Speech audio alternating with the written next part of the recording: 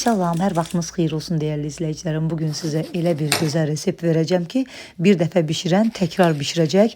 Xəmir ağızda əriyir, içi isə şirəlidir. Gəlin birlikdə hazırlayaq. Xəmir üçün bizə 500 qram un lazımdır. Bu da hər zaman reseptlərimdə istifadə etdiyim 200 ml stəkan ölçüsü ilə 4 stəkan un eləyir. Unun üzərinə yarım çay qaşığı duz və 1 çay qaşığı şəkər tozu əlavə edib quru ərzaqları qarışdırırıq.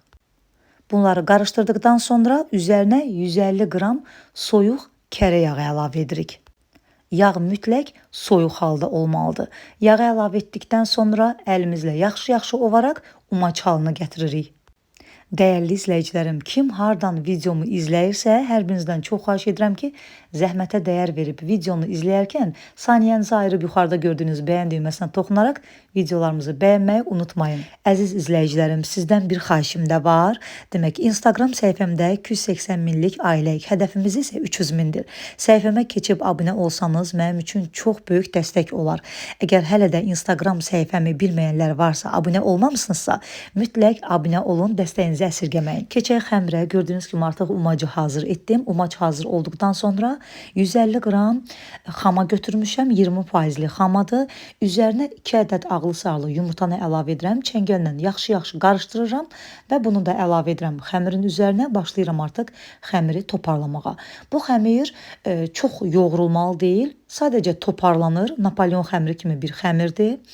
Biraz spatula ilə qarışdırdım. Daha sonra isə əllə xəmiri yoğururuq. Yəni çox yoğurmağa ehtiyac yoxdur. Sadəcə çalışın xəmiri toparlayın. Xəmir toparlandıqdan sonra artıq demək olar ki, hazır olur. Onu qeyd edim ki, ən əsas məqam, bilirəm sual verəcəksiniz. Bu xəmirə nə qabartma tozu, nə soda, nə maya heç birindən istifadə olunmur. Bu xəmir piroq tipli pirajki xəmiri olduğu üçün qabartma tozudur, sodadır, qətiyyən istifadə olunmur. Çünki əgər siz xəmirə qabartma tozu vursanız, onda xəmirin forması pozula bilər, dadı ağırlaşa bilər və pirajkilər sobada olarkən şişib, daha sonra isə çökə bilər. Ona görə qətiyyən xəmirə qabartma tozu əlavə etməyin. Xəmiri artıq yoğurdum, toparladım. Yenə də qeyd edirəm, çox yoğurmağa ehtiyac yoxdur. Orta yumuşaqlıqda bir xəmir olur. Xəmiri yoğuran kimi mütləq biraz belə yumrusov şəkildə düzəldib bir salafana yerləşdiririk və soyuducunun buzluq olmayan adi gözündə bir yarım saat gözlədirik. Xəmiri soyuducuda yarım saat gözlətmək mütləqdir. Hətta yarım saatdan biraz artıq da saxlaya bilərsiniz, heç problemi yoxdur. Mən xəmiri yoğurduqdan sonra soyuducuya yerləşdirdim və başladım artıq ətdir, kartofdur, soğandır, bunları doğrayıb hazırlamağa. İçlik üçün bizə 400 qram dana əti lazımdır. Burada da sizə göstərirəm. Baxın, ətdir, kartofdur, o qədər xırda incə şəkildə doğramışam ki, bu xəmirin içində bişməlidir. Ona görə siz də bu cür həm çox incə və xırda şəkildə doğrayın. Soğanı da çox xırda doğramışam. 400 qram dana ətinə 2 ədəd iri kartof və 1 ədəd də iri soğan əlavə edirik.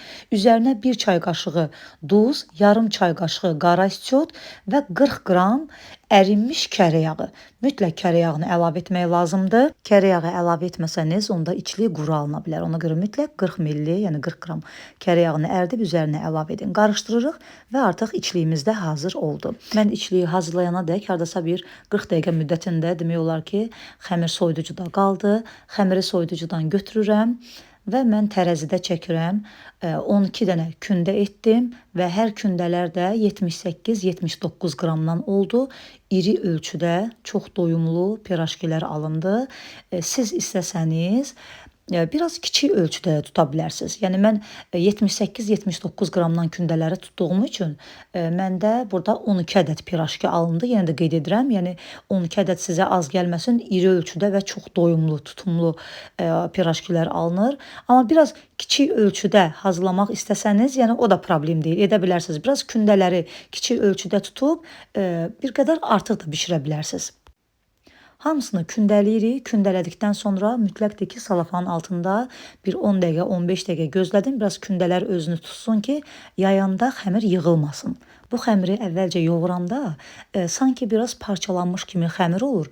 Amma soyuducuda artıq ki, xəmir qalır bir yarım saat dinlənir. Dinləndikdən sonra artıq götürəcəksiniz. Baxın, xəmirlə işləyəndə artıq görəcəksiniz ki, xəmirin üzəri qəşəng hamarlanıb. Mən burada reseptdən kənar çıxmadım. Xəmirin içliyinə içliyi kartofdur, soğandır, ətdir. Yenə də qeyd edirəm, çox xırda və incə şəklində doğranılır, içliyə əlavə olunur və sonda sizə göstərəcəm ki, içliyi necə gözəl bişir. Ona yəni qətiyyən şübhəniz olmasın ki, xəmirin içərisində çiy içliyi necə bişə bilər. Çox gözəl də bişir. Çünki çox incə və nazik şəkildə doğranılır. İçərisində də qəşəng bişir. Yox, amma istəməsəniz çiy halda əlavə etmək, onda fərq etməz. Qiymə əti qovurub da içərisinə əlavə edə bilərsiniz. Artıq bu qalıb tam sizlərin zövqünə. Amma belə içliyi çiy halda qoyduqda biraz da kərə yağını ərdib içliyə əlavə edirik. İçliyi qəşəng şirəli alınır, gözəl alınır. Yenə də sizlərin zövqünə qalıb. İstəsəniz adi qovrulmuş qiymətdən də istifadə edə bilərsiniz. Bu xəmir çox gözəl bir xəmirdir. Qeyd etdiyim kimi piroq tipli bir piraşki xəmiri olduğuna görə bu xəmirdən hətta ətli piraşki də hazırlaya bilərsiniz. Xəmir mükəmməl bir xəmirdir. Görsüz kündələri bir-bir yayıram. Yaydıqdan sonra içlikdən 3 çay qaşığı dolu əlavə edirəm. Kənarlarını da adi şəkərbura xəmiri kimi qəşəng möhkəm bükürəm və həmin o bükdüyüm hissə orta hissədə qalır. İndi sizlərə yenə də göstərəcəm. Xəmiri mütləq baxın belə yayın.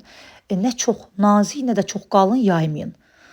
Bu cür yaydıqdan sonra içlikdən mən 3 çay qaşığı əlavə edirəm. Çünki içliyi boldur. İçərisi də qəşəng bol qalsın deyə, bol-bol olsun. 3 çay qaşığı dolu əlavə edirəm içliyinə. Və bu içlik 12 kündən hamısına yetərincə çatır. Əgər kündələri kiçik ölçüdə etsəniz, onda içliyi biraz az qoyarsınız. Və baxın belə kənarlarını bərkidirəm, şəkərbura formasında bükürəm.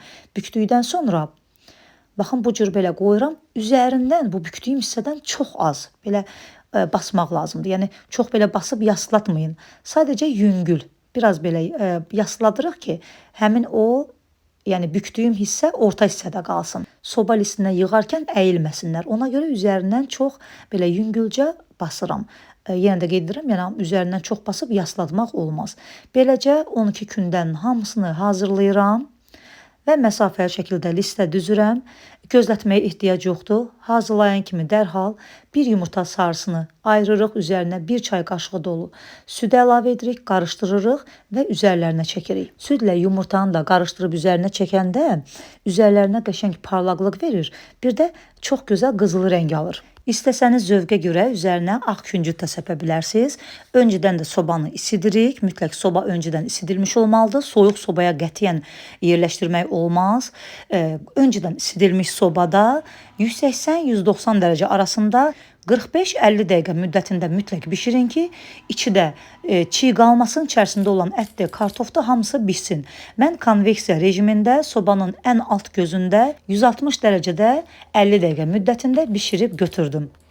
Bişib hazır olduqdan sonra mütləq bir qədər gözlədin, ilk istiliyi keçsin. İlk istiliyi keçdikdən sonra artıq nuş edə bilərsiniz. Çox gözəl alınır. İsti-isti daha da ləzzət edir yemək. Baxın, bu da iç görünüşüdür. Görürsünüz xəmir necə gözəl xəmirdir.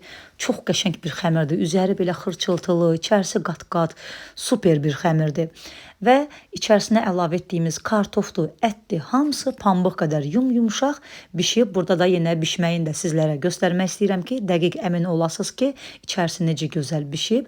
Bu cür bişməyinə görə mütləq baxın belə xırda incə şəkildə doğramaq lazımdır. Çox gözəl bir xəmirdir. Qəşəng üzəri xırçıltılı, içərisi yumuşaq, çox ləzzətli alınır.